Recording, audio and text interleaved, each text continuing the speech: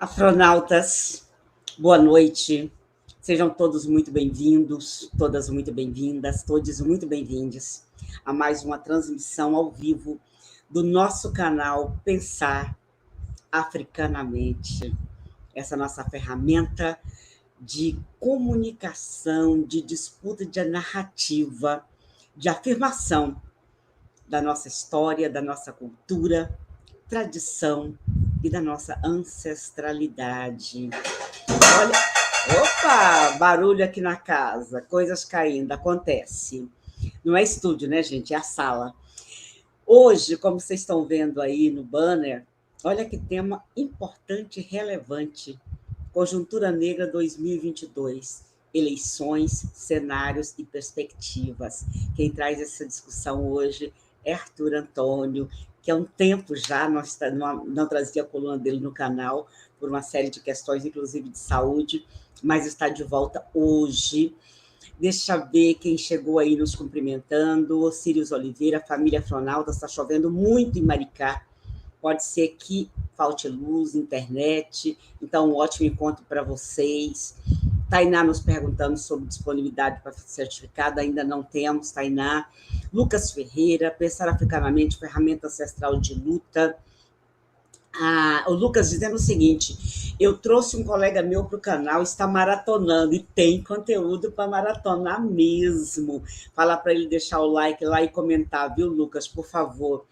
A Lerê Virgínia, não, é a Virgínia Rosa, do Afro Quilomba de Salvador. Que maravilha escutar meus pares. Seja muito bem-vindo ao Pensar Africanamente, Virgínia Rosa. Muito obrigada, Adriano Coutinho.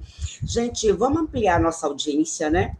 Vamos pegar aqui o link no YouTube, jogar aí geral nas suas redes sociais, nos seus grupos, e avisar que o Pensar Africanamente já está ao vivo e que o tema é extremamente relevante, que estamos aguardando geral aqui para acompanhar. Além do YouTube, nós estamos também no Facebook. No Facebook, nós estamos na página Pensar Africanamente, na página Áfricas, e estamos também no Twitter, na página, no perfil do Pensar Africanamente no Twitter. Então, se você tem Twitter, você pode ir lá compartilhar, Facebook também, e assim você vai nos ajudando a ampliar o alcance do diálogo e das mensagens que o Pensar Africanamente traz. Deixa trazer aqui para a sala as pessoas, o Arthur, que é nosso colunista de hoje, suas convidadas já estão aqui. Já eu vou tirar esse banner para a gente ter mais espaço na sala, o tema vocês já sabem qual é. Muito bem. E já também faria as apresentações formais para vocês. Estou vendo a Irene Zilda chegando aí, Marcos Abreu, Alu Pandê, meu povo maravilhoso, aqui, Marcos Roberto, de Anápolis, Goiás. Goiás, né, gente? Minha terra, sou goiana. E que bom ter você aí, Marcos Abreu. Aproveita, por gentileza, e dissemina aí o nosso canal, nossa ferramenta de comunicação aí por Anápolis, pelo interior de Goiás. Seja muito bem-vindo. Bom demais ter você aqui conosco, acompanhando também. Então é isso, gente. Enquanto a gente faz as apresentações, vocês vão compartilhando geral aí. Vocês têm o link do YouTube para quem está no YouTube, vocês têm no Facebook para quem está no Facebook, nós estamos no Áfricas e no Pensar Africanamente, e estamos no Twitter também, no Pensar Africanamente. Vamos lá, fazendo a apresentação formal. Eu não vou apresentar, nem ler a sinopse que a gente colocou na descrição, porque Arthur Antônio, ao apresentar o que vem hoje, obviamente, ele vai falar sobre o jornal, o nosso jornal, o que é essa ferramenta de comunicação e o que veio nessa 6ª edição que está sendo lançada aqui hoje também. Bom, Arthur Antônio, advogado, bancário, mestre em língua portuguesa e ativista do nosso coletivo negro. Só para lembrar vocês, o nosso coletivo negro, nas eleições passadas, lançou uma cartilha para subsidiar candidaturas negras, lançou aqui no canal também, inclusive, foi de muita utilidade. Suas convidadas, a professora Gladys Mitchell, que é professora do Departamento de Estudos Africanos e da Diáspora Africana da Universidade do Wisconsin, e co-coordenadora do US Network for Democracy em Brasil, Estados Unidos. Ela pode falar um pouco também, eu sei que ela tem um estudo, não sei se é mestrado ou doutorado, que ela estudou um pouco da realidade aqui do Brasil também. A Roseli Faria, que é presidenta da Associação Nacional dos Servidores de Carreira de Planejamento e Orçamento, e a Dalila Negreiros, que já esteve conosco no Pensar Africanamente, está de volta hoje, doutora em estudos africanos da diáspora africana, intelectual e ativista do nosso coletivo negro. Ela chega hoje como doutora. Quando ela veio a última vez, ela era doutoranda, e agora já é doutora, mais um trabalho produzido pelas pessoas comprometidas com as nossas lutas e com as nossas pautas, e que eu tenho certeza que vai nos subsidiar aí nos nossos processos daqui para frente. Só posso agradecer e, mais uma vez, te parabenizar, Dalila, por ter concluído o trabalho e ter concluído com tanto compromisso e tanta pertinência. Lucélia Guiar chegou aí, Adriano Debuno Luá, boa noite, ele está no Facebook nos acompanhando também. Vamos fazer o seguinte, eu vou adiantar já para o Arthur Antônio. As nossas convidadas, nem todas estão com todo o tempo disponível hoje, não tem problema, a gente se alonga aqui por 2 horas, mas a gente sabe que nem todo mundo pode ficar aqui às 2 horas. Elas estarão aqui, darão seu recado e depois, obviamente, se deslocarão para outras agendas, mas eu e Arthur Antônio e Dalila Negreiros ficaremos com vocês aqui até o finalzinho. Arthur, vamos lá. Bem-vindo de volta, muito obrigada, é contigo. Boa noite, professora Silvani, boa noite, gente. É uma imensa satisfação estar retomando aqui o espaço, essa coluna do canal Pensar Africanamente. Passei um tempo afastado, fiz a cirurgia ortognática e tive um período de pós-cirúrgico bastante delicado. Por conta disso, eu tive que me afastar, recolher um pouco, mas estou retomando aí os trabalhos e retomo com tudo. Né? Nessa coluna agora, a gente está aproveitando essa oportunidade para fazer o lançamento virtual da 6ª edição do nosso jornal. A professora Silvani, a nossa equipe de apoio, vai disponibilizar o link onde que tem as publicações de todos os jornais. E aqui, nosso bate-papo de hoje é para a gente instigar a leitura, para a gente repercutir esse debate que preocupa a todos nós, que é a questão das eleições 2022. A professora Silvani já adiantou que, que 2020, o nosso coletivo, a gente lançou uma cartilha Candidaturas Negras, trazendo algumas reflexões, algumas ponderações que é importante para essa agenda, que é das eleições municipais que ocorreram aqui, e ano que vem, todos nós, sem exceção, todos nós vamos nos envolver nas eleições, vai nos impactar direta e indiretamente, né? Assim, nós já entendemos a lição de que é preciso fazer a luta política, a luta eleitoral, né? Isso a gente viu, essa tragédia que deu aí para a presidência do Brasil, e a gente tem se organizado, o nosso povo tem, sim, feito a luta política, a luta partidária, a luta eleitoral. Esse é um tema que ele ganhou muito destaque, vai ganhar mais ainda destaque aqui no canal, porque a sociedade está sedenta para entender como que a gente pode contribuir em estar nesse debate de forma decisiva, porque nosso voto ele é muito mais, nossa participação política eleitoral é muito mais do que votar, mas é acompanhar os mandatos, e por isso que surgiu a coluna, que aqui nós iniciamos neste ano, mas nós vamos aprimorar ainda para 2022, então esse tema vem com tudo, né? E aí nós aproveitamos agora, em novembro de 2021, nessa 6ª edição, para fazer uma edição especial do nosso jornal, já lançando aí algumas provocações, algumas reflexões, trazendo grandes referências intelectuais do nosso campo, para compartilhar conosco algumas ideias, ajudar a gente a entender os cenários para enfrentar esses desafios que estão aí colocados. E, brevemente, falando sobre o nosso jornal, aqui certamente algumas pessoas já conhecem, mas aproveitando o canal aqui para a gente falar um pouco mais, o nome do nosso jornal, ele é um reconhecimento e resgate histórico de um jornal da imprensa negra paulista, que foi publicado de 1957 a 1961, em Piracicaba, São Paulo. E o nosso jornal, nós retomamos ele em 2009, a partir de um coletivo de estudantes negros daqui na Universidade de Brasília, para atuar na época que o Supremo estava julgando a DPF 186, era ação de descumprimento do preceito fundamental da política de cotas na universidade. E aí nós sentimos a necessidade de ter um veículo de comunicação independente que prioritariamente pautasse a questão da temática racial no Brasil. Então, ele foi criado em 2009, o jornal possui 6 edições, porque, como ele é independente, financiamento, a publicação, não tem uma periodicidade correta, mas a gente, sempre quando pode, a gente está lançando a versão, seja impressa em uma versão virtual, para discutir problemas e soluções para a desigualdade nas mais variadas esferas, contemplando os temas como raça e etnia, diversidade sexual de gênero, classe social, geração, religiosidade, tradicionalidade, nacionalidade, enfim. Tem, em média, uma tiragem de 5 mil exemplares e é voltado a toda a comunidade negra. É amplamente distribuído na universidade, nas escolas da rede pública do DF em torno, organizações comunitárias e alguns estabelecimentos comerciais aqui no Congresso, no Congresso Nacional, na Câmara Legislativa.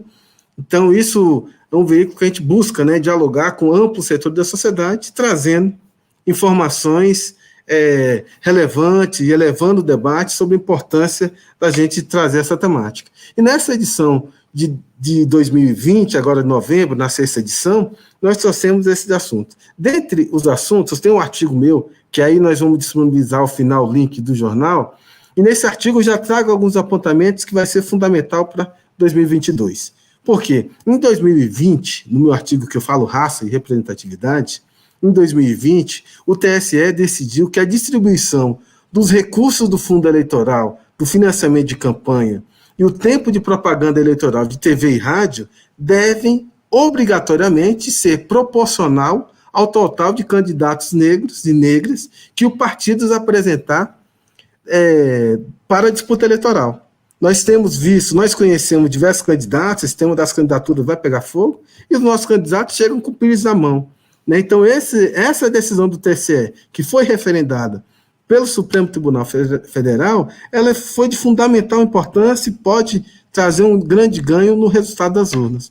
Comento também sobre a decisão do STF, que referendou essa decisão do TSE, e também falo da reforma que agora, nesse ano, em 2021, o Congresso Nacional ele promulgou a reforma eleitoral estabelecida pela emenda constitucional, que, dentre as atribuições, passam a valer já nas eleições de 2022 sobre a questão da diversidade no parlamento. Então, gente, de certa forma, eu trago esse artigo, algumas reflexões importantes para fomentar e trazendo ali alguns elementos importantes para as candidaturas negras do período eleitoral 2022 e como é importante a gente se apropriar desse tema, as candidaturas negras que vêm por aí. Né? Falo sobre os dados candidatos que têm participado das eleições e da falta do recurso partidário, da estrutura partidária, enfim, até mesmo de um programa, de um projeto que atenda a população negra,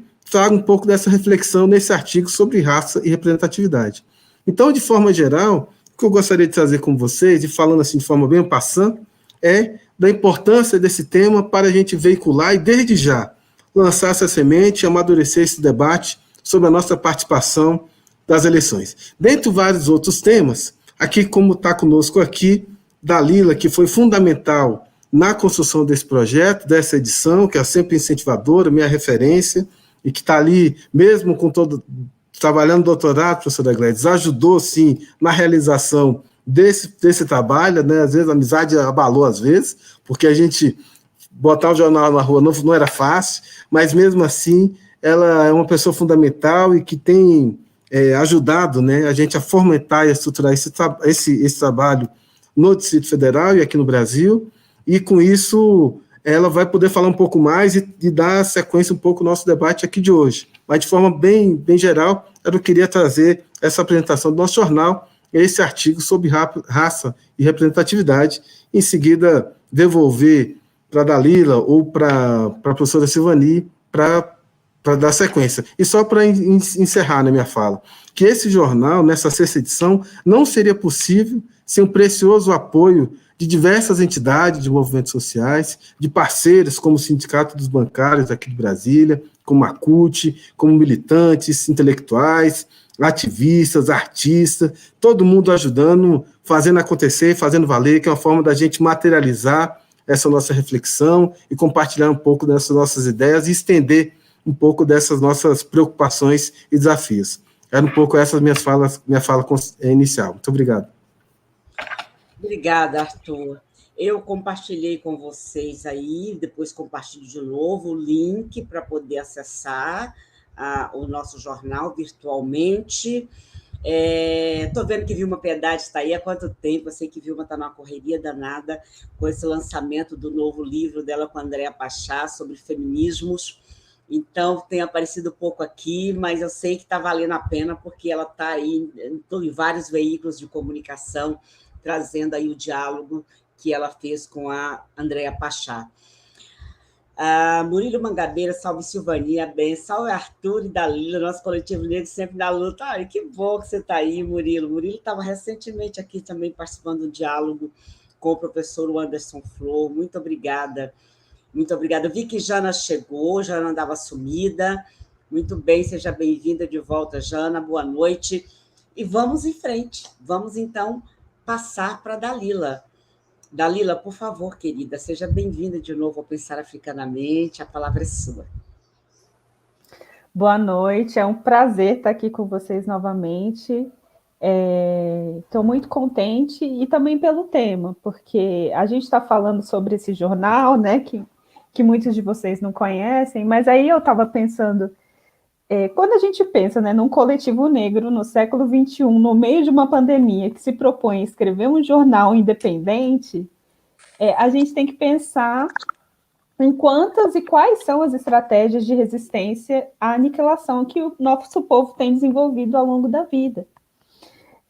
Tem um cineasta do Haiti que chama Raul Peck, que eu gosto muito, e ele estava dando uma palestra falando que quando o Donald Trump estava perto de se eleger nos Estados Unidos, ele estava muito chocado com essa interrupção, o que a democracia estava gerando, né?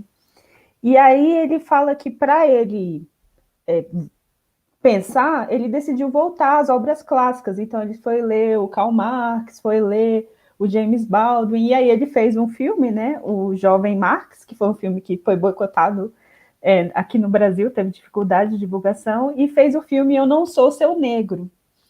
E aí ele fala que esses autores eles já estavam falando de uma realidade que a gente sente que é nossa, que é essa realidade de isolamento. E por isso que a gente decidiu fazer um jornal, porque a gente estava com uma questão na cabeça. Como é que a gente sai desse abismo que colocaram a gente? Como ter resiliência e não quebrar? Como ter esperança sem fugir da realidade? Como ajudar as pessoas que precisam sem nos sobrecarregar? Como é que a gente faz o novo samba sem rasgar a velha fantasia?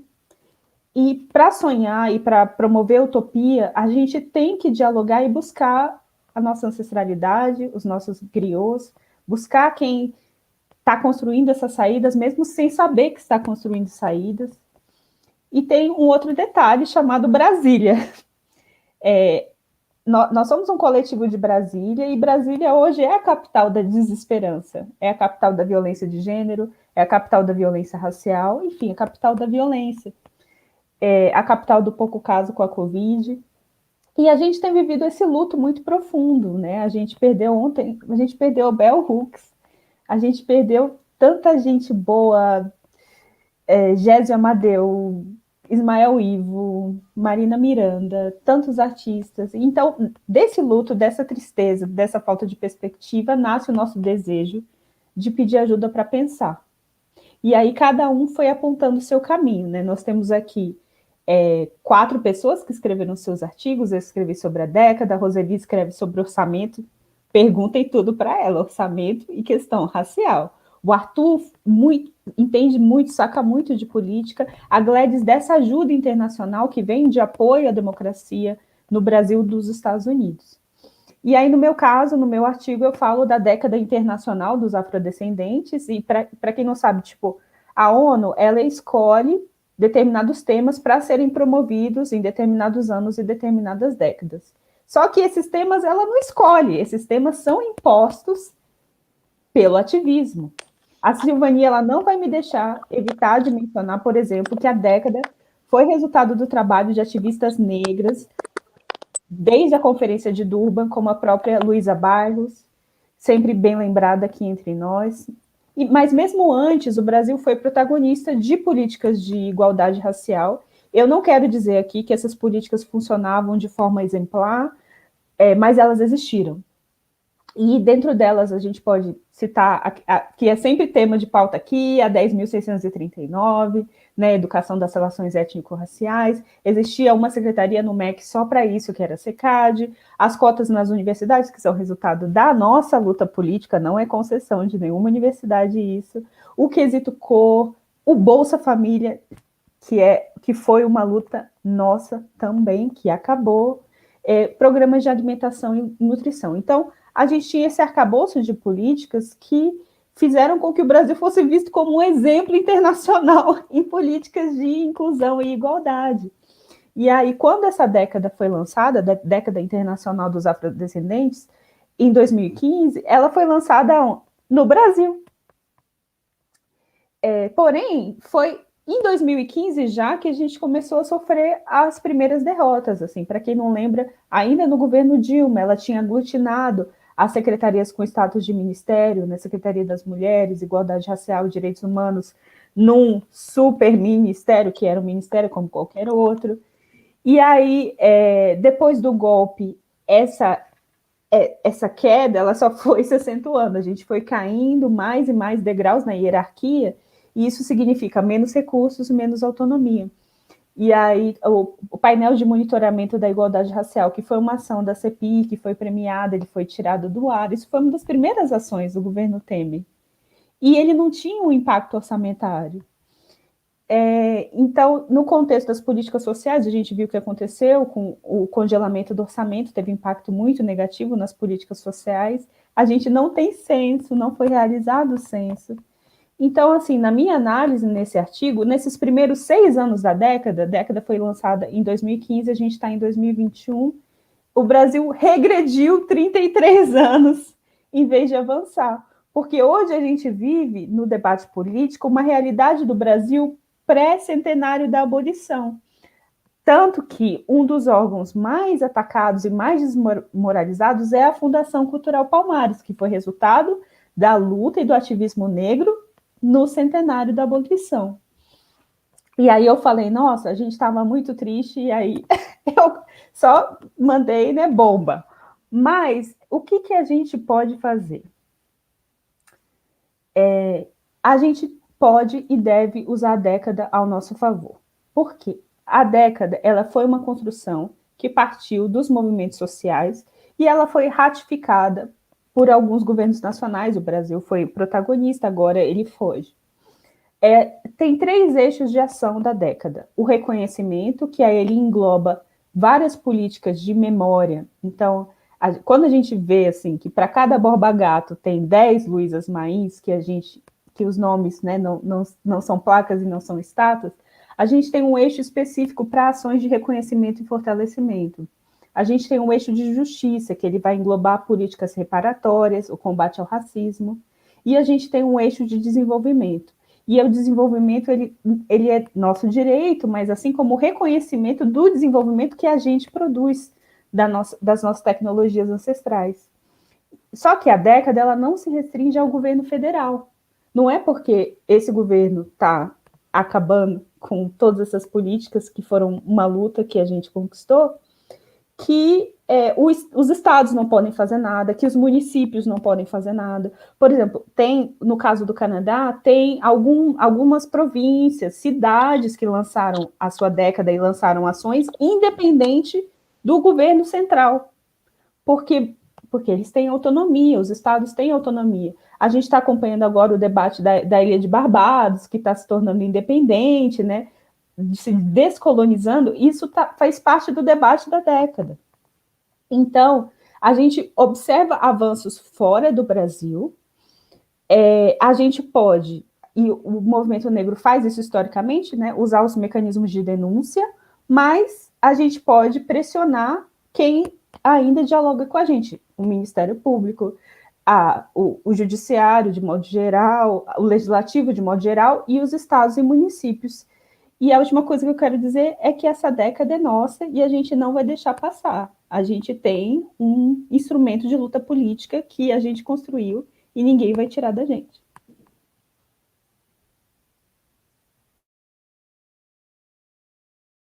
Obrigada, Dalila, obrigada. Você traz uma série de questões e quando você coloca a gente regrediu 33 anos, a gente leva séculos para poder avançar um degrau e aí, num único golpe, a gente... Mas é isso, a questão é continuarmos na luta. Na terça-feira, nós tivemos aqui com alguns parlamentares falando sobre representatividade da mulher negra, trouxe questões extremamente sérias, e eu acho que a gente tem que se concentrar em pensar as estratégias para que seja possível, no próximo ano, a gente garantir o início da retomada do fortalecimento da democracia nesse país e das possibilidades de avanço de políticas públicas. Eu vou passar para a professora Gledes, agradeço muito pela presença, muito obrigada, por gentileza, a palavra é sua. Eu sei que você está com algum problema de conexão, se a sua conexão cair de novo, não tem problema, você levanta e volta, viu? Por gentileza. Eita, acho que ela já travou. Depois que nós começamos, ela teve várias vezes problema. Deixa eu ver, ela está se conectando em outro aparelho aqui. Deixa eu ver se agora dá certo. Vamos ver. Enquanto isso, gente, vocês que ainda não se inscreveram no canal, inscrevam-se, por gentileza. Aí, conseguiu. Olha ela aqui de volta. Eu tinha visto um comentário aqui da Maria Beatriz, ela dizendo aqui em Brasília é um abandono maior do que em qualquer outro lugar. Me sinto completamente abandonada, largada, como um barco à deriva, querida. Nós, no Brasil, estamos assim, viu? Então, acredite, nós estamos assim. Por favor, professora Gledes. Desculpa, eu tenho problemas com o meu internet. Então... Mas eu sou Gladys Mitchell-Walthauer e hoje eu vou falar um pouquinho sobre meu trabalho com a Rede Norte-Americana de Apoio à Democracia no Brasil, the U.S. Network for Democracy in Brazil. Sou uma das coordenadoras da rede e coordenadora do Comitê Negro dessa rede. Eu tenho trabalhado com ativistas do movimento negro brasileiro e temos desenvolvido ações para apoiar na luta pela democracia e os direitos civis da população negra brasileira. Eu também faço parte do escritório sobre Brasil em Washington, Washington Brazil Office, que é uma outra organização que faz trabalho em conjunto com a rede. A rede tem 3 objetivos. Educar os americanos sobre a situação atual do Brasil, defender avanços sociais, econômicos, políticos e culturais no Brasil, e 3, apoiar movimentos sociais, organizações comunitárias, ONGs, universidades, ativistas e quaisquer pessoas ou grupos vulneráveis ao atual contexto político. Esse ano, nós priorizamos trabalhar com intelectuais e ativistas para fazer seminários sobre a avaliação de 10 anos de cotas raciais e sociais nas universidades brasileiras. O escritório sobre o Brasil em Washington tem atuado com políticos americanos para pressionar o governo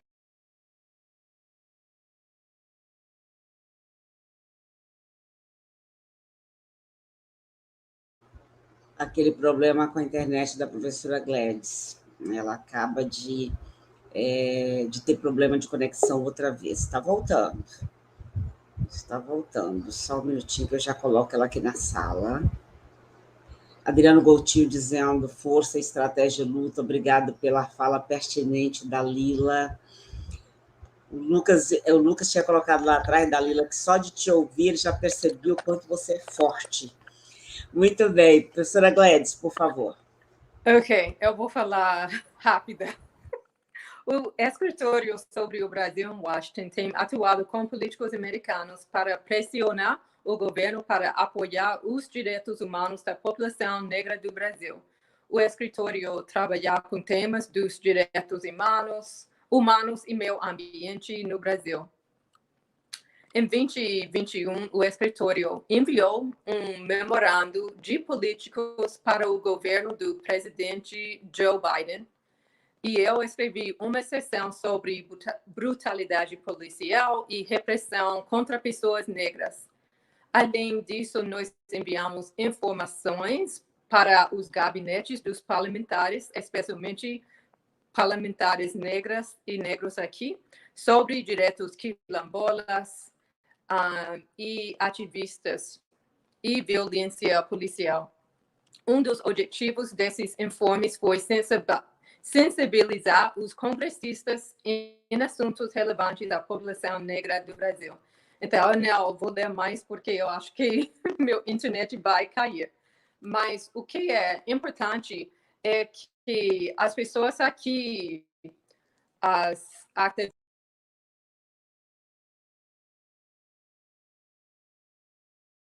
Eita, a professora Gladys continua com problema, gente, mas interessantíssimo ela está trazendo essa articulação a partir dos Estados Unidos em defesa dos direitos da população negra no Brasil, em defesa da democracia no Brasil. É bom saber que nesse processo que nós estamos vivendo hoje não estamos sós, né? Vamos lá, professora, vamos tentando. Ok, eu vou terminar. O que é importante é que esse grupo e outros militantes e ativistas aqui estão dando apoio às militantes no Brasil, especialmente ativistas negras. Então, eu estou aqui para ouvir e escutar a vocês e sobre as temas importantes da população negra brasileira. E eu vou acabar aqui. Muito obrigada para esse convite. Nós que agradecemos muito, professora Gladys. Eu me lembro que eu falei aqui no Pensar Africanamente um tempo atrás, que eu ia participar de um diálogo a partir da Universidade dos Estados Unidos, foi a convite da professora Gladys, que eu já agradeci e agradeço mais uma vez. E nos enche de esperança ouvir parceiros e parceiras que estão em outros países se dedicando a somar conosco nesse momento tão complicado que nós estamos vivendo no Brasil, de ameaça às instituições, de ameaça à democracia e de um profundo retrocesso nas políticas públicas, né? Vamos ouvir, então, ao Lucas colocando aqui, o trabalho da professora Gladys demonstra a força da diáspora. Lembra o esforço internacional que foi a denúncia do racismo no Brasil para o mundo durante o período da ditadura militar. Vou passar para você, então, Roseli. Muito obrigada, seja muito bem-vinda, querida. A palavra é sua. Obrigada, Silvani. Antes de mais nada, queria agradecer, então, o convite. É sempre um enorme privilégio dividir aqui os espaços com o Dalila, Arthur, agora com a professora Gladys, e ter aqui o apoio das pessoas que estão acompanhando o canal. Bom, eu fui apresentada, né, como vice-presidente da Secor, mas eu também sou economista, e eu e um conjunto de colegas estamos fazendo um esforço para entender o orçamento público, né, esse instrumento que vai desde organizar as finanças públicas para estabilizar a economia, mas também garantir os direitos das pessoas e garantir os direitos das pessoas negras e o combate às desigualdades. Quando a gente fala em economia, é muito comum a gente focar no fato que nos últimos 40 anos o Brasil cresceu muito pouco. Isso é verdade, a partir da década de 80, a economia brasileira ela perde dinamismo, então a gente tem o que se chama de voo de galinha, né? Em determinados períodos a gente cresce mais, em outros períodos a gente cresce menos, o que nos traz um determinado pessimismo em relação à economia brasileira, mas, por outro lado, se esquece um pouco de focar que o Brasil, né, mesmo com todos os retrocessos elencados aqui pela Dalila, é um país muito diferente daquele país de antes da Constituição de 88, né?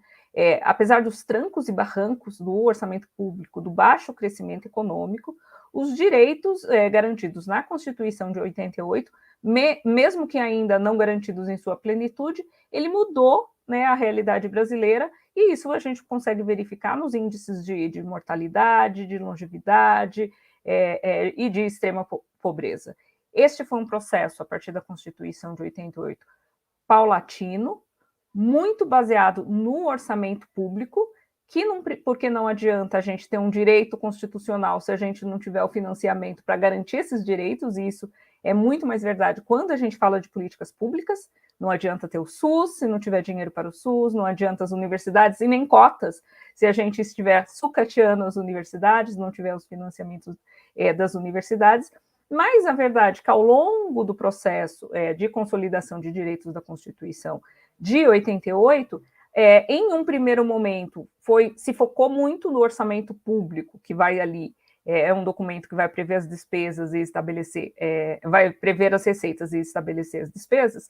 Num primeiro momento, se focou, então, o orçamento como um instrumento de controle de despesas, como um instrumento de controle do Estado, mas, a partir ali dos anos 2004 até 2014, a gente conseguiu, de forma paulatina e talvez ainda não da forma que a gente gostaria, ampliar direitos, né? Ampliar políticas públicas. A gente adotou, o país conseguiu adotar, o governo de então, a partir da luta dos movimentos sociais, adotou um modelo de desenvolvimento mais inclusivo, né? Que permitiu a redução dos níveis de extrema pobreza. Em 2014, o Brasil saiu do mapa da fome, ampliou-se também a cobertura de políticas sociais, embora aí a gente ainda tenha um grande desafio de qualidade dos serviços, né? Então, eu acho que é importante a gente sempre reforçar que, embora a gente tenha avançado pouco, a verdade é que a gente avançou, e agora é o momento da gente defender aquilo que avançou, porque está em processo de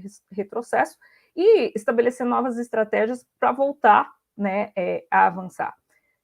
De 2004 a 2014, então, nós tivemos esse momento, né, esse momento virtuoso da economia. Como a Dalila comentou, de 2015 foi um ponto de inflexão para a economia brasileira também. Este é o momento da crise econômica, que, de um lado, um conjunto de economistas vai dizer que ela é decorrente de múltiplos fatores, uma queda do preço dos nossos produtos internacionais, as chamadas commodities, vai falar da própria Operação Lava Jato, que levou a um processo de desinvestimento na cadeia de petróleo e gás, que é muito importante para o nosso produto interno bruto. Vai se falar da inflação, a gente teve um pico de inflação, as famílias passaram a consumir menos, ou seja, para um determinado grupo de economistas, nós tivemos em 2015 e 2016 a tempestade perfeita. Porém, o diagnóstico que prevaleceu a partir do golpe contra a presidenta Dilma, que não é um golpe só contra uma presidenta, contra o partido, mas um golpe contra o modelo de desenvolvimento que tendia a ser um pouco mais inclusivo, que tendia, de alguma forma, a enfrentar as mazelas estruturais históricas que atinge principalmente o nosso povo, o povo negro. O golpe é feito, e a partir de uma análise do que seria a base da crise, se propôs um conjunto de regras que vai enrijecer o orçamento público e vai retirar dele essa capacidade de continuar mudando a realidade brasileira. E qual foi esse diagnóstico? Bom, de um lado, a gente então tem esse conjunto de economistas falando que a crise seria de múltiplos fatores. Do outro, você tem uma explicação muito mais singela e muito mais errada. Por quê? Porque eles vão falar que a crise de 2015 e 2016 teria sido decorrente de um crescimento das despesas do Estado, ou seja, o Estado gastou muito em saúde, gastou muito em educação, gastou muito em assistência social. Esse Estado gastão, ele é sempre ineficiente, ele ocupa o espaço deveria ser do investimento privado, que deixa de investir, então a economia deixa de crescer, né? Esse diagnóstico é o diagnóstico que vai modular ali a política econômica do presidente Michel Temer. a partir de um diagnóstico, o que o problema é o que o Estado gastou muito, a sugestão é que ele não gaste mais, e a gente tem logo no início ali do governo Temer a proposta que se tornou a emenda constitucional 95, que é a teto dos gastos, uma emenda que congela, né, os gastos públicos da União por 20 anos, o que faz com que, paulatinamente, aqueles direitos conquistados na Constituição de 88 e paulatinamente concretizado a partir do financiamento do orçamento público, vá decrescendo, né? A ideia de crescimento que tinha sido prometida a partir da emenda constitucional 95, ela não ocorre, né? Nós não crescemos em 17, 18 e 19, quando aí vem a pandemia, porém, ela serviu de forma bastante eficiente para reduzir ainda mais um conjunto de direitos que vai impactar principalmente a população negra. Ela serviu para aumentar a fila do Bolsa Família, ela serviu para reduzir os gastos em assistência social, ela serviu para sucatear as universidades e ela serviu para um novo conjunto de reformas, a reforma da Previdência, a reforma trabalhista, ou seja, a gente entra num processo de redução do tamanho do Estado, mas essa redução do tamanho do Estado pode ser traduzida como uma redução de direitos, e direitos que vão afetar principalmente a população negra. É por isso que eu falo, embora o golpe ali de 15 e 16, em sua superfície, seja uma disputa pelos recursos públicos, né, pelos fundos públicos,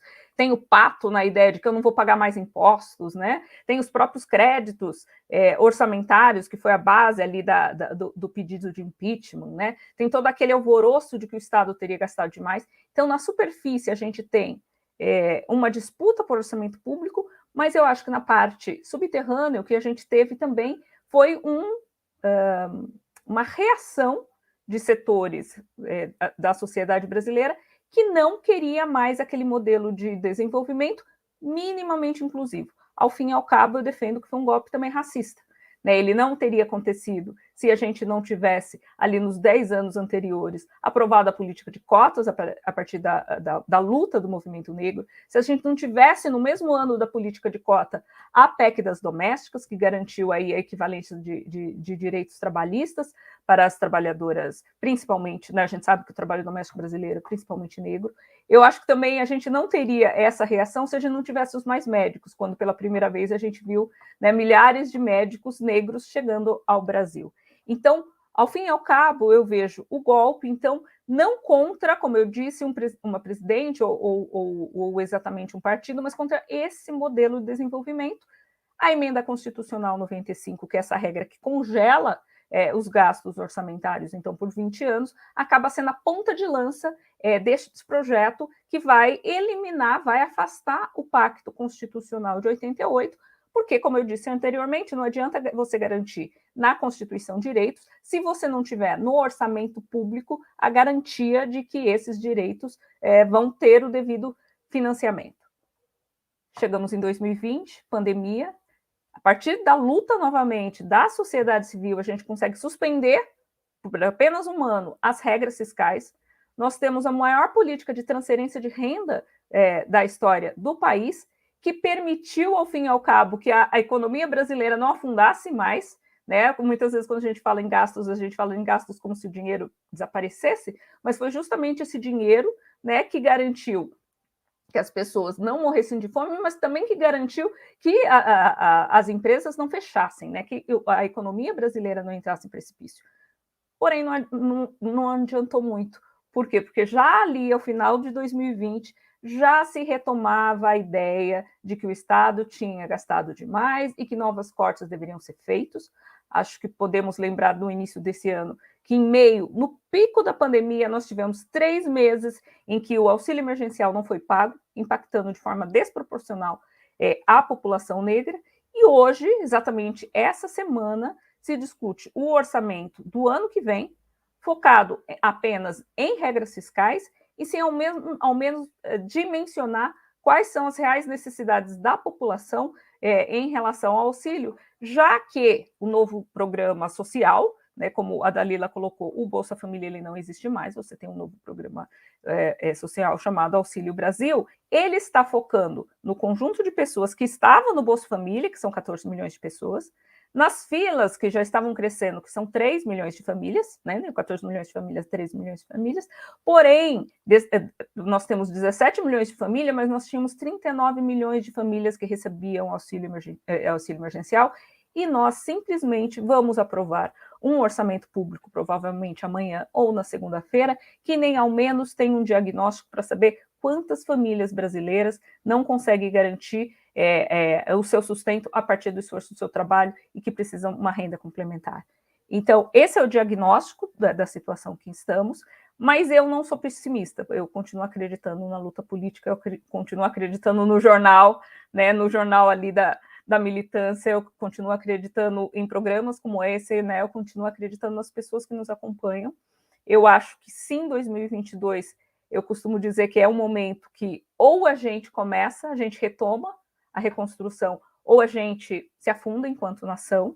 Se a gente conseguir, né, se reconstruir, eu acho que é sim o momento da gente repensar o orçamento público. Aquele avanço ali de 2004, 2014, não foi reestruturando o orçamento público, não foi mudando as regras tributárias, mudando o sistema tributário, que vai prejudicar principalmente as mulheres negras, não foi reduzindo as renúncias fiscais, que são mais de 300 bilhões e vão facilitar justamente a vida da população mais rica, que paga muito menos impostos do que a mulher negra, do que a população mais pobre. Então, eu acho que é o momento da gente repensar o orçamento público nas receitas, né, como colocar os ricos no lado das receitas para eles pagarem os impostos, afinal eles defendem tanto aí o equilíbrio fiscal, então eles podem nos ajudar com receita, né, pagando mais impostos, pagando pelo menos a média do que se paga em outros países ocidentais, e a gente repensar nossas políticas públicas no lado das despesas, não colocando políticas de igualdade racial ou políticas sociais a partir do que sobrou no orçamento público, né? Construindo o nosso orçamento público a partir das nossas necessidades, a partir do que nos é, né, de direito da Constituição de 88, reformulando, então, o instrumento que, a meu ver, é o principal instrumento de enfrentamento às desigualdades e garantia de direitos, que é o orçamento público. Né? A minha expectativa, é claro que a gente sabe a luta que a gente vai enfrentar, mas eu acho que se inspirando, né, no passado das pessoas, dos nossos ancestrais que conseguiram garantir que a gente estivesse aqui, a gente não pode esmorecer, e eu acredito mesmo que em 2022, não sozinha, mas no conjunto, né, dos movimentos negros e das pessoas negras, a gente vai efetivamente conseguir reconstruir. É isso, obrigada. Assim seja, é o que nós estamos em luta por isso, né? A nossa queridíssima Avani Pontes, ela colocou aí mais cedo, agora há pouco, boa noite, minha gente. Não tenho certeza se as eleições trarão soluções para as negras e os negros, porque nas eleições passadas foram várias candidatas negras e poucas, muito poucas foram eleitas, e muitas estão sob ameaça, né, minha querida irmã Avani Pontes, há que se lembrar disso também.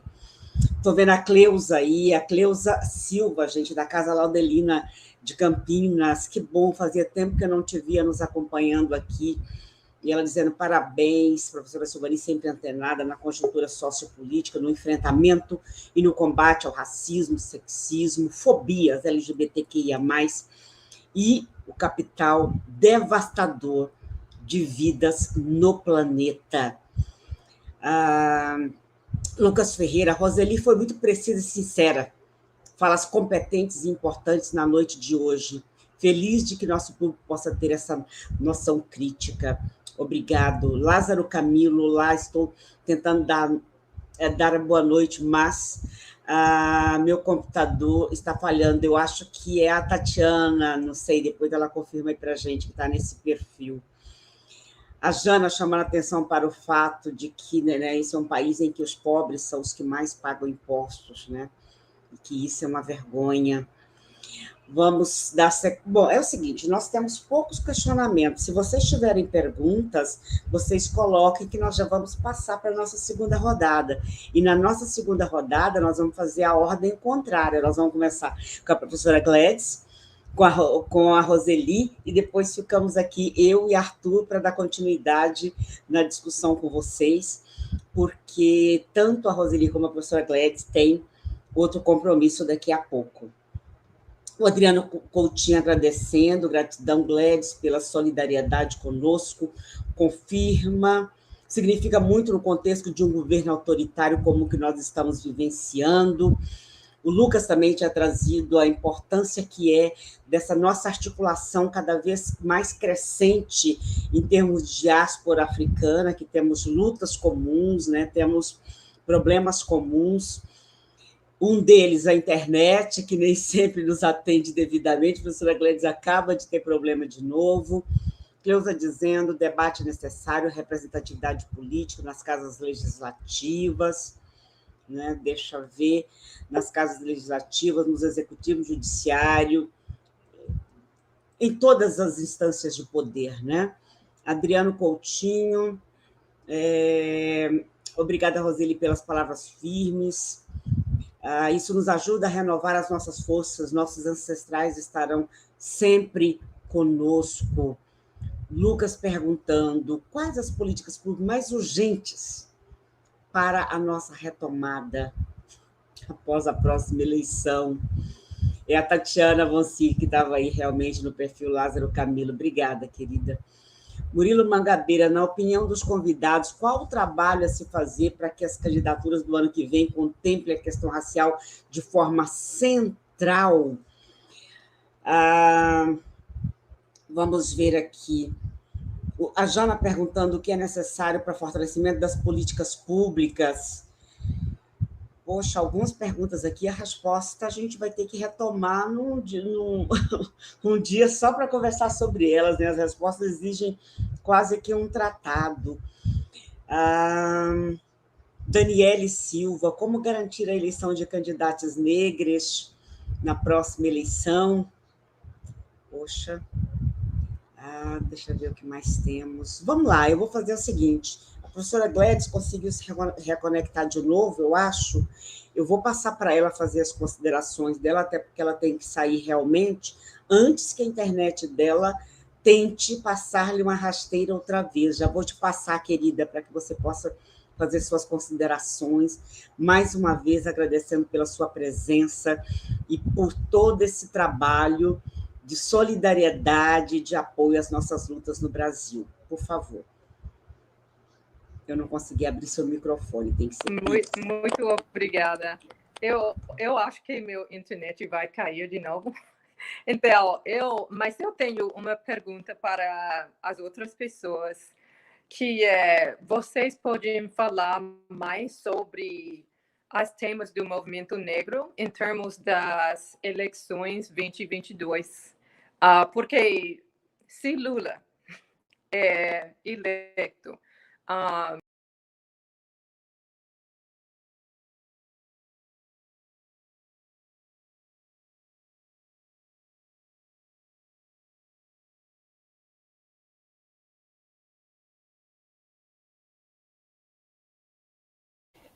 Silvani, seu microfone está desligado.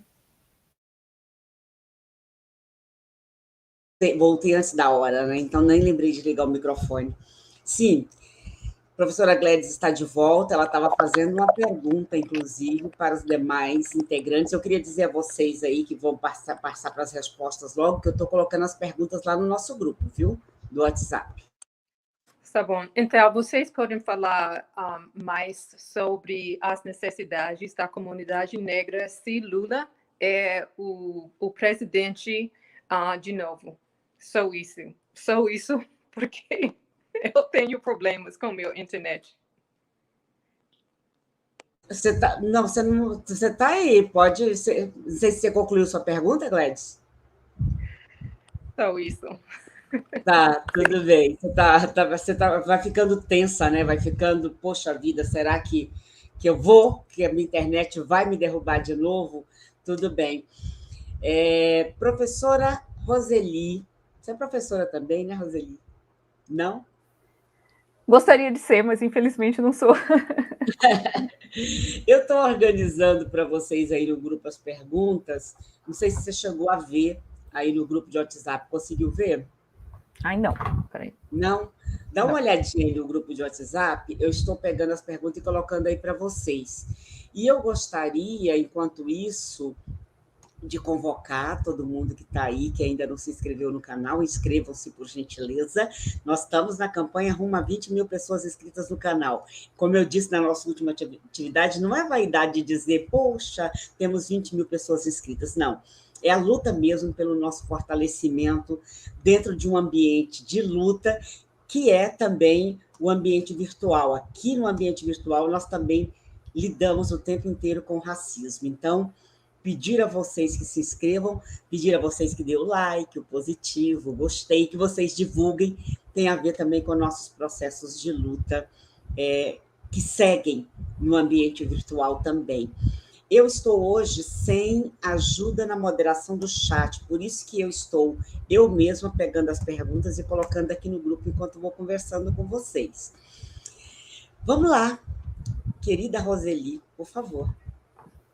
Eu vou focar mais nas questões aqui que foram levantadas relativas às políticas públicas e seu financiamento, e aí eu deixo as questões relativas à eleição do ano que vem, acho para o especialista Arthur, né, e com aí os pontos que a Dalila puder levantar.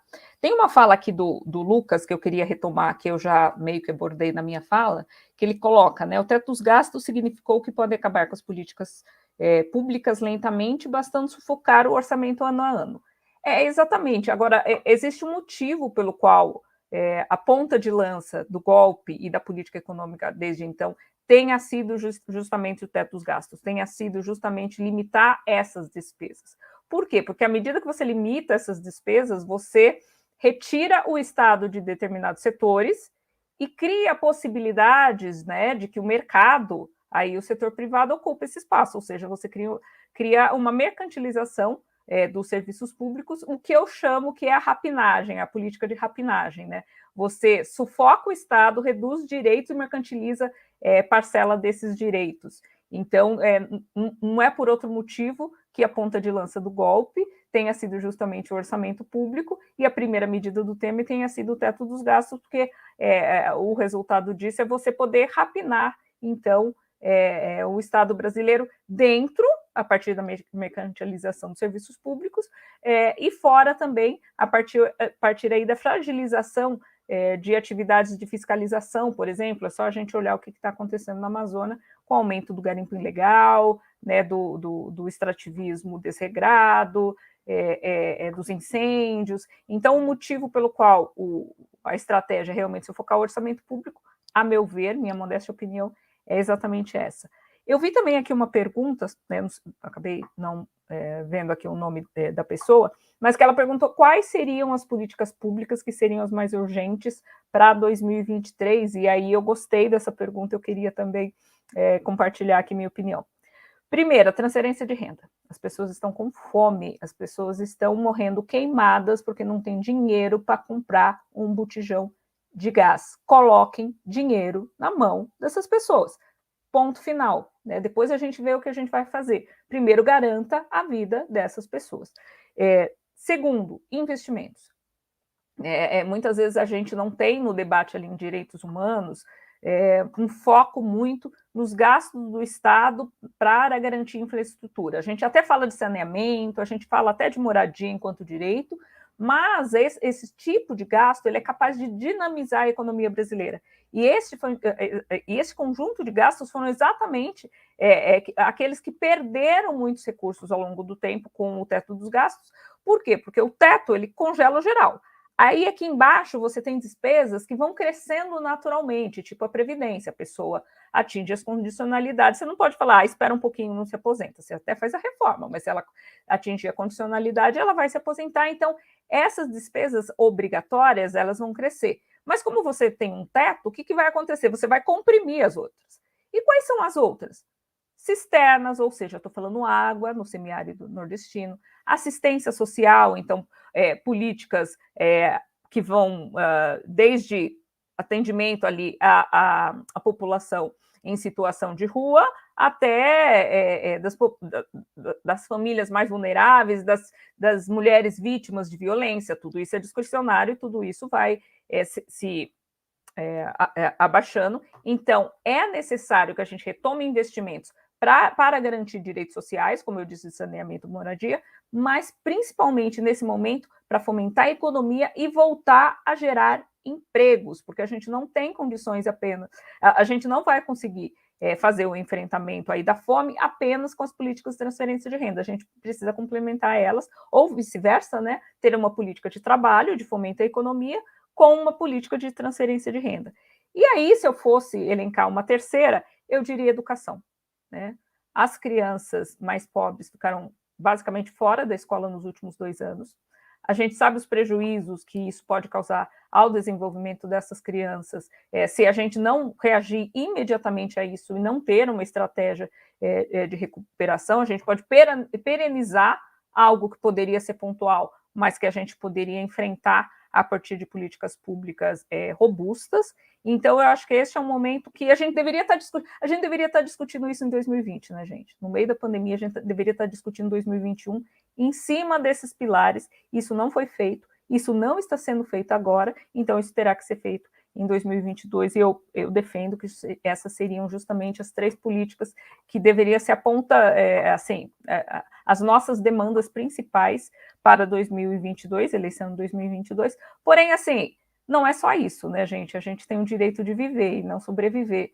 Então, a nossa Constituição, ela estabelece o tamanho que deve ser o Estado, e esse Estado não é mínimo, e eu acho que do fundo do poço que, de repente, a gente não pode tirar a nossa força para mostrar que a gente não quer os direitos mínimos, a gente quer os direitos máximos, e para isso a gente tem a Constituição do nosso lado. Muito bom te ouvir. Acho que, de alguma forma, nos enche de esperança, né? Se aponta caminhos muito concretos e a gente espera que a gente consiga realmente fazer a mudança necessária para, em 2023, termos um governo comprometido com essas políticas públicas que se fazem absolutamente necessárias.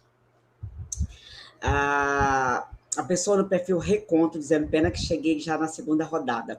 Tem problema não, você sabe que fica gravado, depois você assiste, e essa discussão, de alguma forma, a gente vai tocar um pouco nela também no nosso diálogo de sábado, porque sábado é a nossa última transmissão ao vivo de 2021, e nós vamos conversar um pouco também sobre cenários e perspectivas para 2022.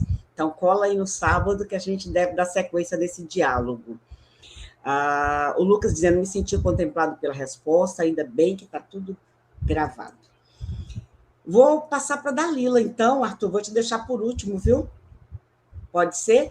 E tem a pergunta da Gladys também, hein, que eu quero ver quem é que vai dialogar com a complexidade da questão que ela trouxe. Depois que a gente colocou, a Caroline Matias chegou aí para nos ajudar na moderação do chat, ela tinha tido problema de internet, agora ela está na área e está nos colocando aí outras perguntas que chegaram, mas eu acho que elas dialogam entre si. A Cleusa, da Casa da Aldelina, perguntando qual o ponto de vista da mesa sobre federalização dos partidos políticos. O Lucas Ferreira trazendo também, aí eu acho que a Roseli já dialogou um pouco com essa questão do teto de gastos, como isso sufocou as políticas públicas. Eu acho que, ainda que não houvesse teto de gastos, essas políticas públicas específicas que têm a ver, então, com a proposta de governo, como a Roseli colocou, mais inclusivo, não seriam pautas, ainda que sem teto de gasto, eu acho, desses governos pós-golpe, né? Murilo Mangabeira, na opinião dos convidados, qual o trabalho que se fazer para que as candidaturas do ano que vem contemplem a questão racial de forma centralizada, de forma central, reconto como lavajatismo atacou as políticas públicas para a população negra. E a Vani já saiu, mas ela disse que depois vai assistir. Ela trouxe uma questão que eu acho que é muito localizada, né? Ela disse que no Rio de Janeiro fundaram o Congresso de Negras e Negras, pretendia elaborar um projeto político nacional, perguntando se a gente sabe o que aconteceu com esse movimento. Nida Amado, de Salvador, chegando aí, dizendo que depois vai assistir, que é uma discussão fundamental. Nida, você me disse que estava vindo para São Paulo. Está em São Paulo? Está em Salvador? Como é que está? Muito bom. Vamos dar sequência, então, ouvindo Dalila, por favor. Eu me senti muito contemplada pela agenda Roseli Faria. Eu só queria inserir 2 itens que, para além, né, dos itens que ela colocou, das políticas econômicas, políticas sociais, desenvolvimento, infraestrutura, a gente precisa de uma política de desmilitarização, desertização e desmilicianização do Brasil. Porque a gente, assim, as raízes, né, do que a gente está vivendo, elas são muito profundas e elas demandam ações muito enérgicas, porque a gente já não tinha acesso à justiça. Agora a gente está tendo um país de justiceiros e justiçagens que a gente precisa dar conta para ontem. E também seria a questão do desenvolvimento sustentável e da justiça ambiental, porque a gente está vivendo uma emergência climática, a gente sabe, a gente está sentindo na pele, e as nossas comunidades são as mais vulneráveis para essas mudanças. E aí, vamos lá. A pergunta da Gladys e a pergunta do Murilo, elas se conversam, né? Porque, e se o Lula for eleito? Como é que fica a agenda dos movimentos negros? Eu acho que, por um lado, o Lula tem sinalizado, né, em relação a essa agenda, que ali, na composição de chapa, nem tanto. A gente sabe que é um desafio dentro do Partido dos Trabalhadores a eleição de candidaturas negras, não é nem eleição, você ser candidato, e principalmente para prefeito, governador, a gente acompanhou, né, a questão da Vilma, mas aqui em Brasília a gente raramente tem candidaturas negras eleitas pelo Partido dos Trabalhadores, ou assim, para governador mesmo, nunca teve, e não é só uma realidade daqui. Então, eu acho que a gente sabe, quando a gente vai dialogar, ainda mais com uma pessoa que é querida, né, de diversas formas, a nossa linha, o nosso ponto de partida é outro. O nosso ponto de partida são as políticas que existiam e a gente sabe como elas existiam. O Lula, ele pode falar nos discursos dele sobre essas políticas para o público geral de determinada forma, mas para o público do movimento negro tem coisas que não vão colar, porque a gente sabe quais eram os orçamentos dessas políticas, a gente sabe qual era a execução de algumas delas, a gente sabe que elas existirem é melhor do que elas não existirem, mas a gente sabe como a gente quer que elas existam, o peso que a gente quer que elas tenham, a parte do orçamento que a gente quer que elas ocupem. Então, é um outro ponto de partida, assim. Tem, às vezes, um discurso, assim, por isso que a gente quer evitar o discurso de terra arrasada, porque fica, né, ó, aqui um pirulito para você. E não, a gente precisa de coisas concretas e profundas, e a gente tem projetos, e a gente tem nossas políticas escritas. E aí, esse trabalho para centralizar a agenda negra, a gente tem observado ele internamente nos partidos, mas algumas pessoas, até a própria Silvane falou, os desafios, a gente tem o desafio para conseguir ser candidato, o desafio para ser eleito, o desafio para conseguir falar numa tribuna e o desafio para sobreviver a uma candidatura. E isso a gente não pode naturalizar.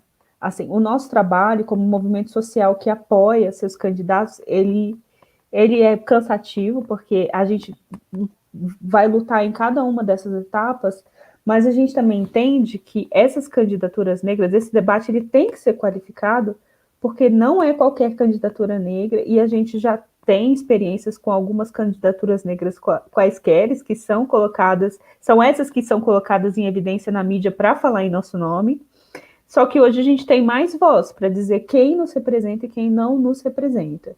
Mas a gente tem que fazer um trabalho de base de qualificação, e aí sinto muito, gente, todo mundo tem, a gente tem nas nossas famílias, a gente sabe como os nossos parentes votam, e é chato, o Natal tá aí, ninguém quer ser desconvidado para comer pé de frango, né, porque não vai ser mais peru, mas a gente precisa, a gente tem que comprar essa luta, né, essa luta é nossa, mas entendendo também que o debate é outro.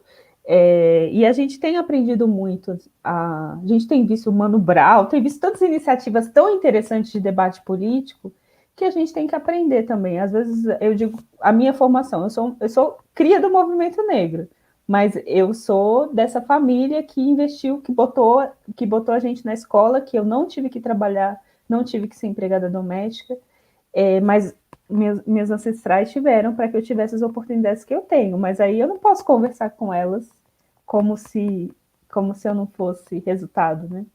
Então a gente tem muito trabalho para fazer, nós. Tá difícil conversar, não é para conversar com qualquer um, não vale a pena. Mas a gente tem que comprar essa briga, né? A gente tem que acreditar. Sim, eu sempre digo que estamos na luta para voltarmos a ter um governo democrático popular nesse país, mas o nosso diálogo, enquanto movimentos negros organizados, tem que partir de um outro patamar na construção do que virá a ser esse próximo governo, né? Não dá para nós ficar assim, com aqueles, como a Dalila colocou, né? Tá, tinha os cantinhos lá para negro, quais os orçamentos, qual era a real possibilidade de diálogo com os ministérios, com os pares, né? Então, isso tudo há que ser considerado. Estamos em luta para voltarmos a ter um governo democrático popular. Mas queremos ser ouvidos com uma outra qualidade no processo de construção desse governo. Roseli, eu sei que você tem problema de agenda, então, se você quiser colocar mais alguma coisa, se você quiser, você fica muito à vontade, tá? É só você dizer aí que tá no meu tempo, eu preciso falar, que eu te passo na mesma hora, tá bom? Você quem sabe. Quer falar alguma coisa antes de eu passar para o Arthur? Eu queria sim. Eu queria até para pegar o gancho ali do que a Dalila falou, que eu achei muito importante, né? Eu citei as políticas públicas, que eu acredito mais urgentes, mas tão urgente quanto as políticas públicas, eu acho que é justamente essa reestruturação do Estado brasileiro, né, Dalila? Quando a gente fala da desmilitarização, a gente está falando de uma reestruturação do Estado. E a gente pode começar, inclusive, repensando pelo lado orçamentário.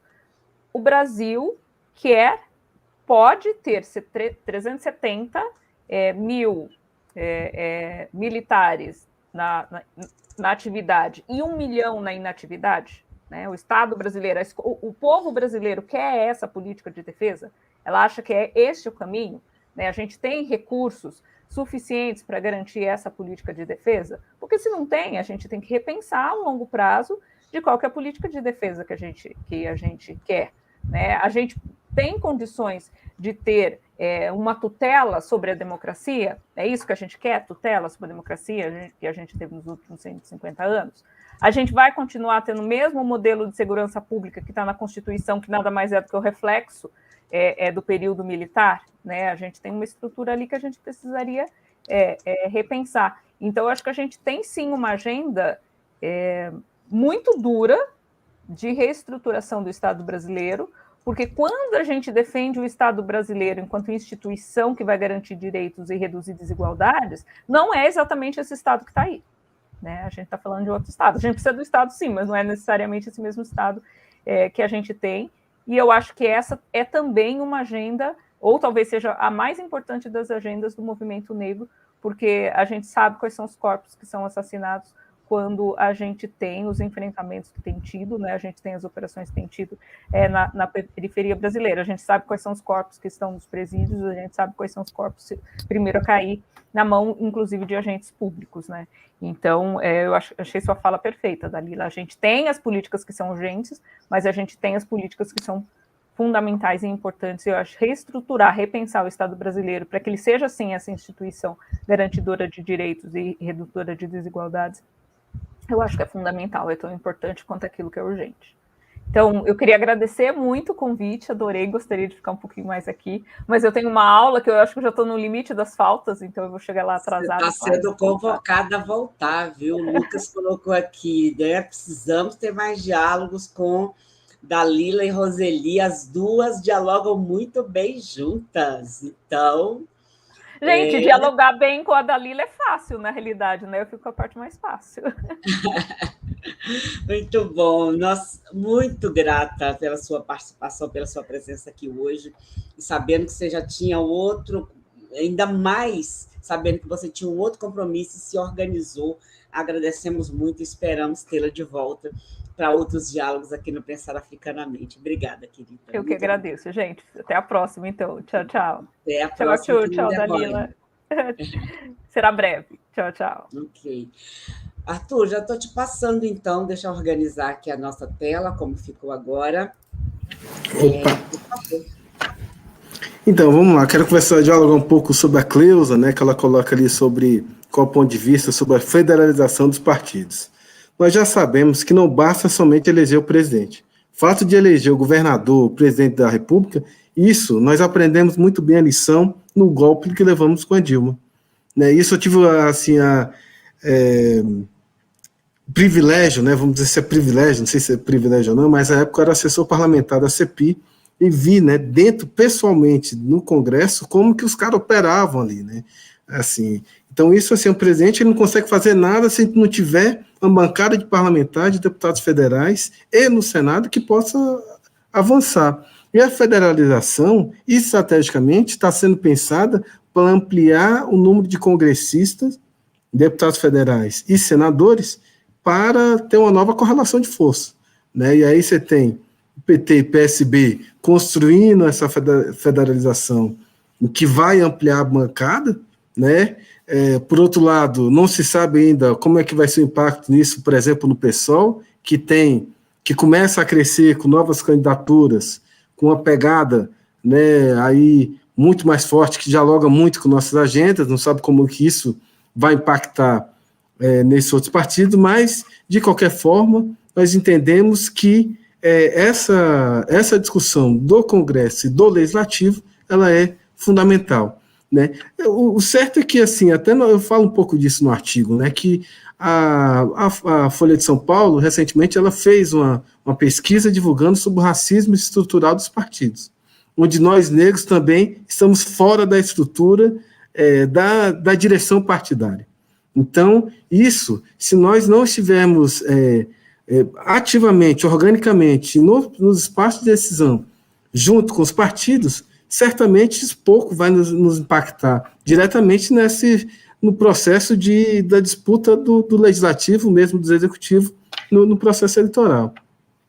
E ainda falando sobre grandes temas raciais das eleições de 2022. Até eu pedi para a professora Silvani compartilhar aí com a gente, daqui a pouco quando ela voltar, ela foi tomar uma água e tal, daqui a pouco quando ela voltar, ela compartilha conosco aqui no link, o link da nossa cartilha que nós fizemos das candidaturas negras. E nesse link que nós ali elaboramos, dessa cartilha que nós fizemos em 2020, tem uma sessão especial, desculpa aí, né, professora? Mas tem uma sessão especial. Já compartilhei, querida, já compartilhei. Que maravilha! Um capítulo especial lá que é qual é a agenda negra? E, de certa forma, de forma mais estruturada, e tem outros tópicos também, que nós estamos tratando dessa agenda negra, que sim, né, que ela é uma pauta que nós viemos discutindo desde o século XIX, né, mostrando que nós temos uma agenda a ser colocada e que sim, uma demanda reprimida que o governo precisa dar atenção. E não é somente a mera, é só que vocês se restringem só à política de cotas. Não é isso. Nessa cartilha que nós estamos veiculando, ela ajuda, obviamente que tem muito mais pontos a serem elaborados e a serem aperfeiçoados, mas é isso que ele ajuda, como um todo, nós pensarmos, né, qual é essa agenda negra e como que a gente pode ajudar nesse debate. Né? Então, de certa forma, o que a gente tem dito também, né, que somente eleger o presidente Lula, que vai ser a salvação, não vai ser. Se nós também, se uma bancada bolsonarista vier com tudo, seja em São Paulo, seja aí do Sudeste e tal, como que eles vão se reorganizar, se a gente não fizer essa luta, não adianta também a gente ter essa agenda, ter um discurso, e se na hora do voto, na hora da campanha, na hora das candidaturas, a gente não se organizar e não entrar aí com força total nessa pauta. E, por fim, só dialogar um pouco sobre as questões que o Avani colocou, né, que não tem certeza se as eleições terão solução para as negras, porque nas eleições passadas foram várias candidaturas negras e muitos poucos foram eleitos. E do Murilo Mangabeira, meu amigo, que eu admiro muito, coloca aqui, na nossa opinião, qual o trabalho a se fazer para que as candidaturas do ano que vem contemplem a questão racial de forma central. que eu tenho a dizer para vocês, gente, aí eu vou aqui instigar para a leitura do meu artigo, que para mim é muito honrado com a leitura de vocês. Eu trato um pouco disso lá no artigo, sabe, gente? Eu falo sobre os dados do TSE, que diz que em 2020, nas últimas eleições de 2020, a maior proporção de candidatura foi de candidaturas negras. E as pessoas brancas das candidaturas passaram a ser o quantitativo menor, que não representaram a maioria dos candidatos. Então, isso mostra o interesse do nosso povo para essa agenda, para essa pauta.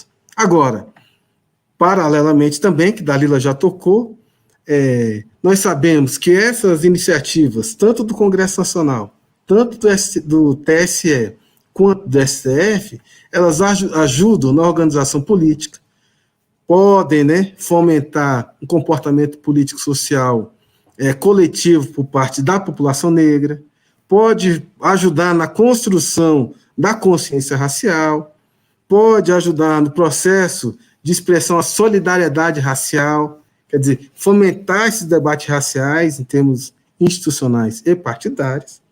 Mas nós sabemos também, por outro lado, que temos aí o risco de ter essas candidaturas laranjas, né, candidaturas de pessoas negras, que só servem para nos atacar, para despolitizar, que atacam, né, nossas pautas do movimento negro, e que só prejudicam todas as nossas conquistas que nós temos feito até aqui. Então, isso, né, e assim, nós verificamos também, né, que os partidos não combateram a fraude, que o Ministério Público também não combateu a fraude no combate, no uso da verba pública.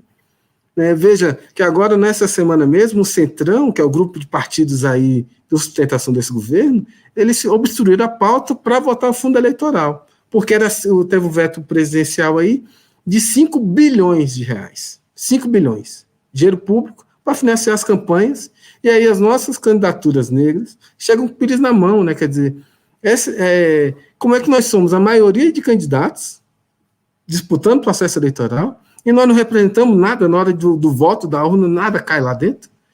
Ora, em parte é por falta de financiamento, em parte porque não tem tempo de TV, em parte porque não tem tempo de rádio, mas também, né, nós temos aqueles candidatos que são os candidatos aí, jabuticaba, né, que é preto por fora e branco por dentro, né, isso que eu tenho. Então, assim, como é que nós podemos atuar nisso? E aí nós temos chamado, acho que essa coluna aqui, o papel do nosso jornal, como nosso coletivo negro e outras iniciativas que tem tido aí pelo Brasil afora, é um trabalho de controle social, um trabalho de vigilância, um trabalho de pressão sobre os partidos, sobre os candidatos. Eu acho que isso muda, sim, pode mudar a correlação de força e a gente tem um resultado melhor nas urnas, sabe? E para encerrar, nós temos dito, né, que pessoas, e esse canal tem uma importância fundamental, essa coluna, todas as outras iniciativas, no sentido de fomentar a conscientização daquelas pessoas negras, porque pessoas negras conscientes da sua história sabem que é uma luta coletiva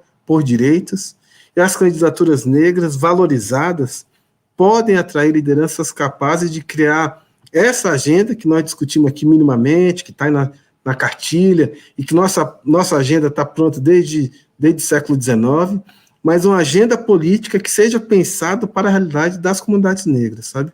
Então, a agenda que está colocada aí, e esse canal e esse espaço aqui vai ser muito importante para a gente refinar nossas ideias e melhorar aí a nossa estratégia política e nosso debate para o ano que vem.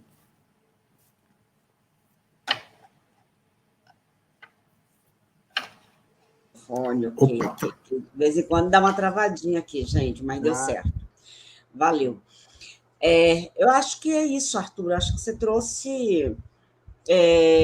são questões importantes e que a gente percebe que não está muito no diálogo cotidiano da nossa população, essas questões, e precisa estar.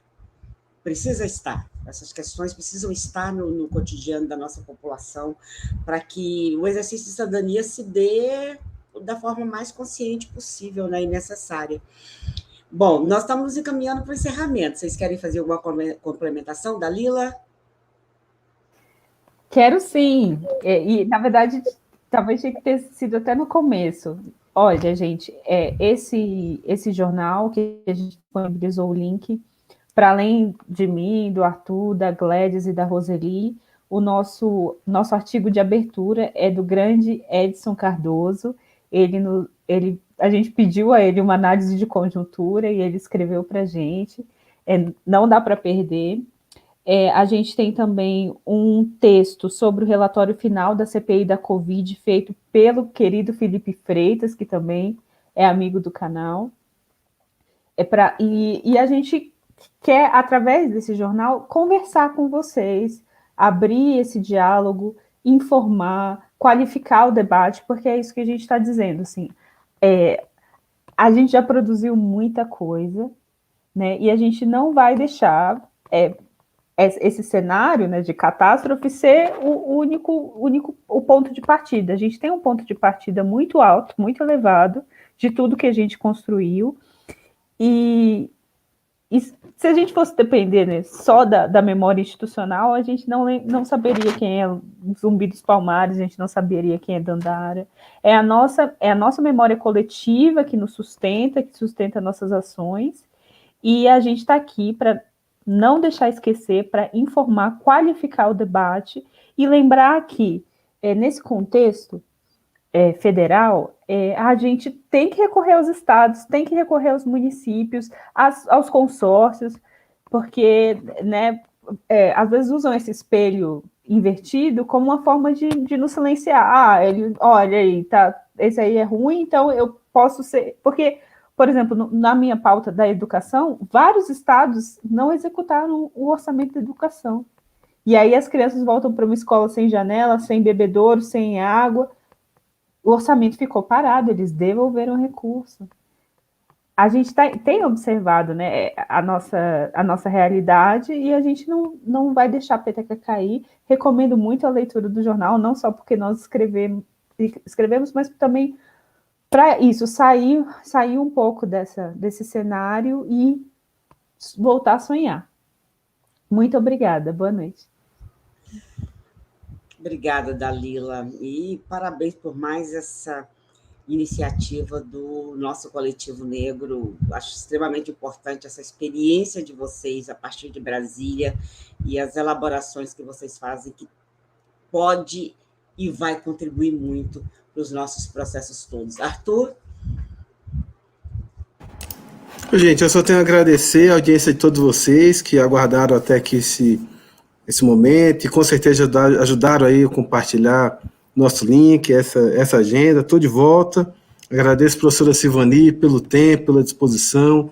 Dalila, né, que é uma parceira de primeira hora, assim, topa tudo mesmo, e a gente tem enfrentado aí vários desafios e avançado aí nesse processo de crescimento, de sentir, né, que a gente não está só nessa luta, nessa caminhada. Então, só tenho a agradecer e dizer que estou à disposição e cada dia buscando a gente oferecer melhores agendas e construir um Brasil melhor que todos nós estamos precisando, né, gente?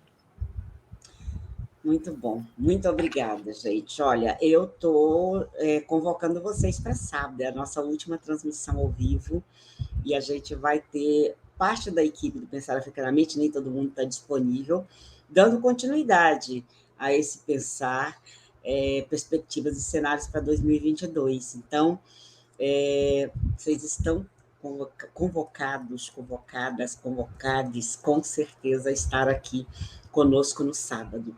Muito obrigada, Arthur, por ter voltado com essa potência toda. Nós compartilhamos com vocês diversas vezes aí o link do nosso jornal. Tem questões que vocês perguntaram aí e que estão lá nos artigos colocados, como o Arthur Antônio colocou, que no artigo dele, por exemplo, uma das questões trazidas por vocês está lá, não é? Então, vocês estão com o link aí, terminando aqui, já vão lá, já vão começar a ler os artigos, divulgar também. Compartilhamos mais uma vez com vocês o link da cartilha também do nosso coletivo negro sobre as candidaturas negras. Dalila, muito obrigada por ter vindo mais uma vez ao Pensar Africanamente. A professora Gladys e Roseli, que tiveram que sair mais cedo também, muito grata. Obrigada a vocês, afronautas, a cada um e a cada uma. Eu estou aguardando vocês no sábado às 15 horas. Cuidem-se muito bem, né? Ainda estamos vivendo tempos pandêmicos, e estejam conosco no sábado, às 15 horas. Caroline Matias, que chegou um pouquinho mais tarde aí para a moderação do chat, teve problema de conexão, mas chegou. Muito obrigada também. E é isso. Até sábado, às 15 horas. Estou aguardando vocês.